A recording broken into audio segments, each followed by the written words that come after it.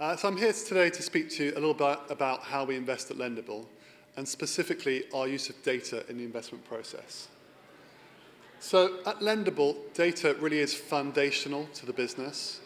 The start of Lendable was really based on an observation, and that observation was that the advent of mobile money, which was in the form of M-Pesa in Kenya, could fundamentally change the way we could get access to transactional data, and so understand the way that consumers, MSMEs, businesses actually generate revenue and manage cash flows. And so from that observation, we built a business that really has a vision, and this is our vision statement, to create a more equitable and sustainable world through data and then ultimately using that data to provide finance. Originally in the business, we started just as a service provider, so we built a platform, which I'm going to speak a little bit more about today, where we could access data from companies that receive digital payments, first through mobile money, but then also through any form of bank payment, process that data, organize it, and really give insights in terms of the performance, particularly for lending businesses, loss rates, that sort of thing. But ultimately what we learned was that in those early days, we started about 10 years ago, really it wasn't just a problem of information and understanding if something was bankable or not, but it was also a case of just the access to finance period. And so what we decided to do was to use that technology to lend ourselves. And so 10 years on, we now have about 7.5 years of track record as a lender. And we've expanded from our start in Africa to now be across global emerging markets.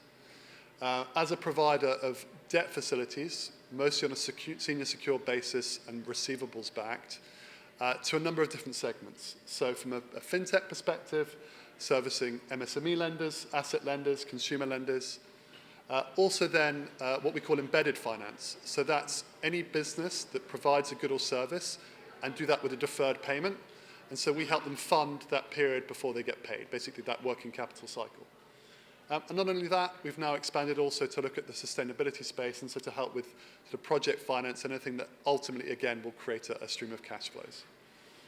I think before going into sort of in detail how our business works and in particular that use of data, I think really in the numbers what we're very proud of and what we very much focused on is combining this creation of access to finance with commercial returns. And so from our inception, so from a 7.5-year-old track record, we've generated over 13% net IRR, so that's after fees, to our investors from a debt product.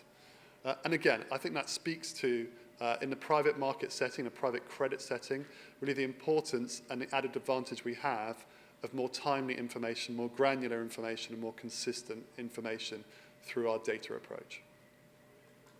So in terms of the business lines today, before we go into more detail, so today we act as a debt provider to fintechs. We also as a debt provider to companies with sustainability-based projects. So that could be anything in the energy space, clean cooking, logistics, agriculture, again, where it creates some form of future cash flows that we can secure against. And then we also continue to provide services to other investors on the equity and debt side that want more detailed understanding of the companies they're looking at in a private market setting. Okay, so that's a little bit about Lendable. What I now want to speak about is really giving more information and more understanding of how we use data and what I mean by our use of data. So in the real world, and for companies that are not publicly listed, that are not followed closely by analysts or have credit ratings and the like, really you're very reliant on information just provided by the company on a regular basis, perhaps on a quarterly basis, if you're a lender, a compliance certificate, or maybe management accounts, but really data that can be very inconsistent, that the accuracy is entirely dependent on the provider, and that you might only get an audited snapshot, and it is a snapshot, it's a one-time look, once a year from an audit that can take 6, 9, 12, even more months to be complete. And so really when you're investing, I think it's often taken for granted, it's sort of not focused on too much, but you can be investing really in the dark when you're a private market investor, either debt or equity, particularly in emerging markets where the consistency is not always that strong across a different number of countries. So our approach is, as you see, multi-tiered. And our first thing is that we set up an integration. And what I mean by that is we set up a method to export the data the company has internally on a consistent basis into our own systems. That can be an API, it can be direct access that we can log into their loan management system or treasury system, accounting software, but some way that we can take their raw data into our system on a consistent basis. And that's quite some work. Early stage companies, even late stage companies, they can be consistently changing the way they store data. They can launch a new product. They can change the naming of a column. All sorts of things that mean that this is actually much more involved than you think and probably the hardest part of our process. From there, once we've got the data, the important point for us is ensuring that that data is accurate. And again, a lot of companies, not through nefarious reasons, but just because they're growing fast or they have a lot of different data systems, a lot of different coverage of products or countries, can often have data that's kind of messy. And so trying to sort through that and making sure that it's accurate is important. And the way we do that very much links to this focus on digital data. We also have access on a read-only basis to however a company receives payment, whether that's through mobile money, through bank accounts. And what we'll do is we'll randomly sample on an ongoing basis transactions that we see through cash flows into bank accounts against the data they report to us. And we have a specialized team that are ex-audit, ex-Big Four auditors that do that consistently for all the companies we look at. And so doing what you get is you get a data which is consistently fed to us, which we have a high degree of confidence is correct. Now at that point, still I think there's a fair bit of work to do because again, the data can be in formats that can be very different even in the same sector. So you could have two MSME lenders that use completely different metrics, completely different ways of looking at the world. And so the next step in our process is that we try and standardize that data. And what that means is that for every segment we cover, we have a data model, we have standardized metrics, standardized ways of looking at things, and we homogenize everything into that form. And so for every single company we look at, and so if we're looking at a new MSME lender, we probably have 50, 60 other MSME lenders in our database that we can look at any one time and compare them against, compare trends in current performance, compare historical norms, and get a sense for whether the performance of this business is real, whether it's sustainable, whether it's seeing some change that's out of keeping with the rest of the segment or the rest of the country. And I think gives you a very powerful message in having it standardized. And to give you a sense, so when we did this slide, it was as of last quarter, we had 150 million unique loans, so 158 million individual loans in our database. That's now, I think, 178. So it's growing very quickly. It's growing quarter on quarter as we add more borrowers to the platform. And then I guess the next step in that is once we've got that data in a standard form, we then analyze it. And so that means a data science team, and that's not, on the lendable side, we don't try to do anything particularly clever with data.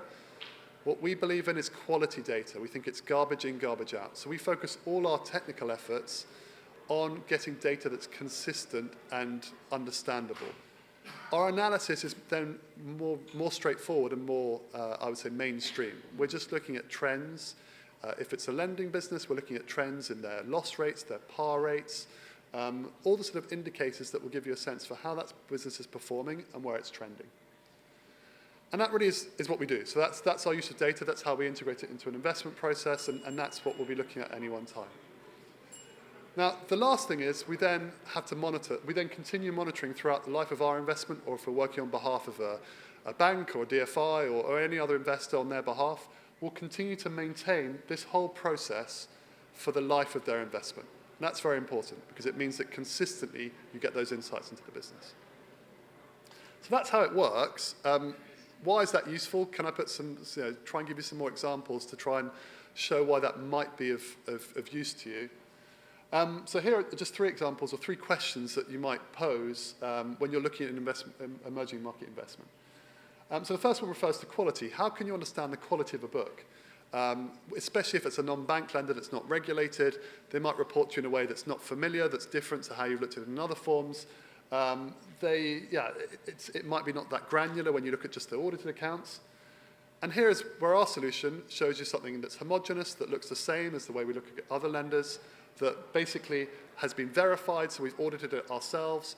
And really it gives you a way of looking at things and setting covenants estimating the margins of the business that's much easier and more straightforward to do. And I think something that our investment team ends up taking for granted, that we can do this with that ease.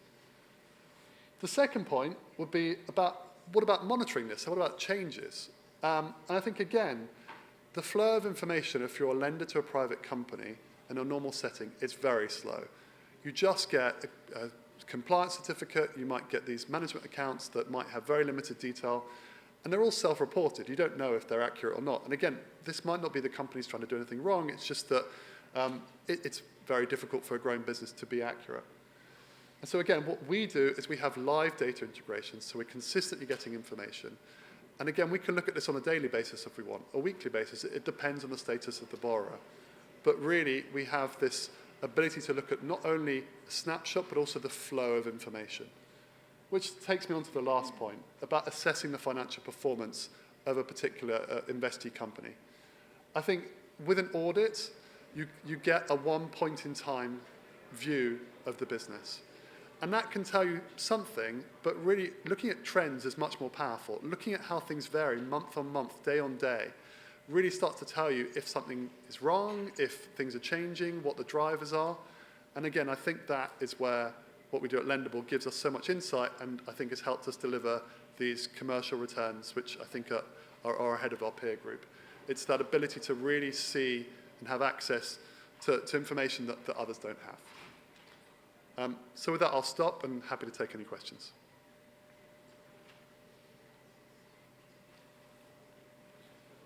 I'm just wondering. Oh, sorry. Wait for the mic, please. We're streaming. Thank you very much. Beautiful presentation. I was just wondering if you have any case studies that you have done in the frontier markets, because, like you rightly said, it's garbage in, garbage out, right? So if these firms don't have that proper bookkeeping or transaction flow, how does this help? Thank you.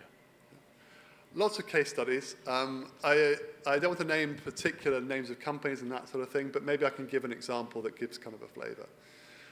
So typically, we work with a lot of lending businesses. We provide them the institutional capital in sort of $5 to $50 million kind of ranges that allows them to create a lending book more discreetly.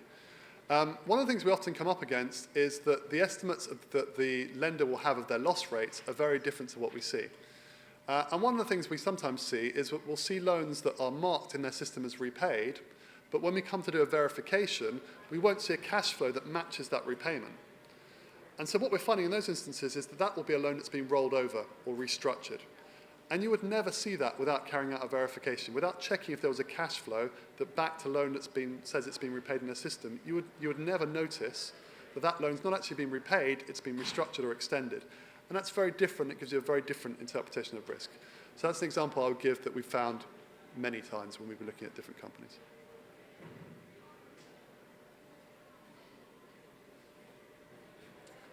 Sorry, if I could just do a quick follow-up. So then the solution is more ideal for lenders versus a lender who is trying to use this solution for the investing company. You see what I mean?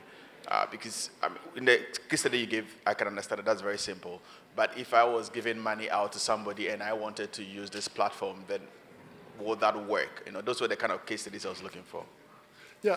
I've given mostly lending examples because that's mostly what we do, but it can be used in other ways. So ultimately what we track is we track the cash flows of a business and we track their financial and impact metrics. So to the extent that for some providers, for some big banks, we'll track the impact outcomes for sustainability-linked loans. For others, we'll just check the trends in revenue. All those things are equally possible. Great. I think that's my time up, so thank you very much.